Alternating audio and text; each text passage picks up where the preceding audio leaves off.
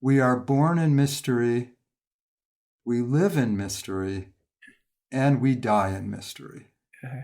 Yeah. And I think your question is an interesting one, because I think these moments on the threshold of birth and death, right? And I did used to do a lot of work with dying people, so that threshold is familiar to me as well.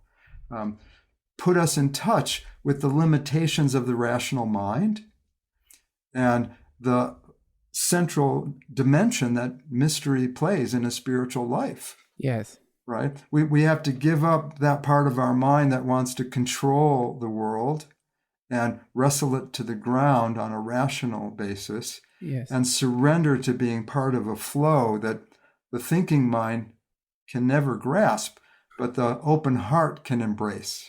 Yeah. Right. Yeah, it's very difficult to I don't like the show Unsolved Mysteries just because right going into it, it's like they didn't solve the mystery. I don't want to hear it. I want solved mysteries. I don't want to, I don't want to end the episode being like, okay, they didn't solve it, just like it said. We don't know. So that kind of itchy feeling of this mystery you're talking about, this itchy feeling that no, there will be no resolution here. And if you think you found a resolution, more than likely you've just, allowed yourself to sink into some kind of, I don't know what's the word, hyper secular materialist perspective. And then you can say, well, we came from monkeys. There was a big bang or matter being sprayed into time with some weird mild sentience as a result of so many neurons interacting. So it's not it's not a big deal. But that doesn't quite answer the mystery you're talking about, which implies a much of a different cosmology than that.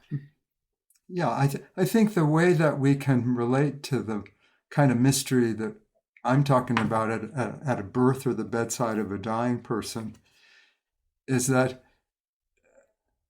in certain moments, the boundaries of the ego dissolve in such a way that we become the mystery. Yeah. And we understand it through the process of becoming one with it, even if we can't put language to it very well when we come back into our sense of smaller separate self. Right.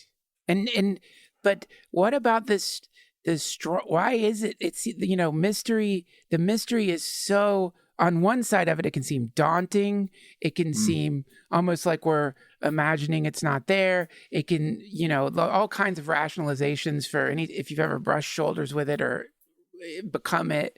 When you come back, you think, oh, that was almost like a dream state or something, that can't be real at all. And yet, do you have a sense that you want to become the mystery? You would like to become primarily the mystery, whatever, there's other words for it, the mystery, though I like that word, unitive consciousness, whatever, not spaciousness, emptiness. It's odd, isn't it? That it's almost paradoxical that when we're fully in ourselves, we're afraid of that thing, but when we become the thing and go back into ourselves again, we long for it. It's a love-hate relationship. Maybe you don't have this, but I do.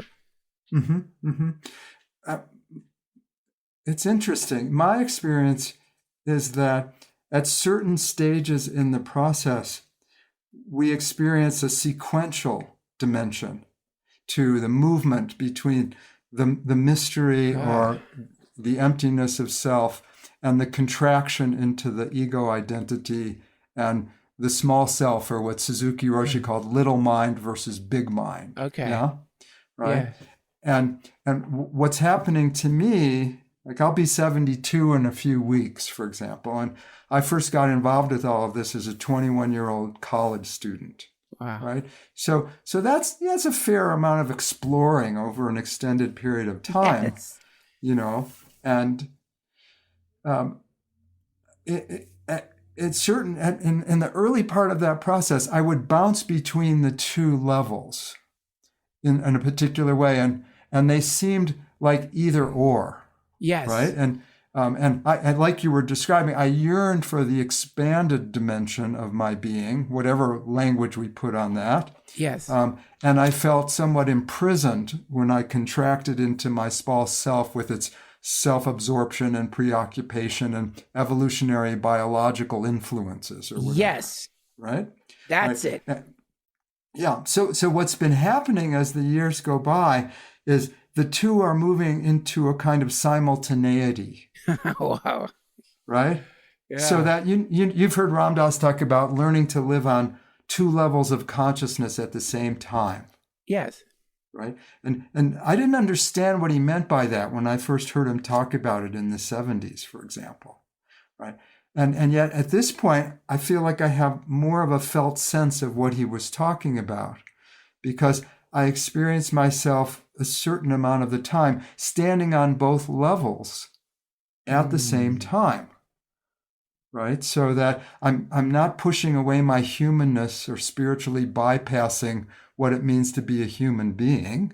Yeah. On the one hand, and I'm also not out of touch with the vastness of my true nature or Buddha nature or Christ consciousness or true self or whichever of those kinds of phrases speak to you, right? Yes. It's a little bit like roughly analogous to, say, if you're interested in community theater and you're playing King Lear and you're on stage, right? Yes. You play King Lear with great gusto and make it as real as possible, right? Yes. But, if your mental health is reasonably stable, you don't forget who you are. Right. Right? And when the curtain goes down, you're able to stop being King Lear and go back to being David or Duncan. Gotcha. Right? Yes. And so it's more of a background foreground shift that begins to happen, where sometimes the small self comes to the foreground, and that's the primary sense of identity with the vastness as the secondary. Yes. And other times it's reversed. Yes. In a certain way. Does that make any sense? Absolutely. It's the me that wants to do the dishes and the me that doesn't want to do the fucking dishes. It wants to go watch TV. It's like that. Yeah. And yes, but I mean, not to turn into some completely mundane thing, but yes, I do know what you're talking about.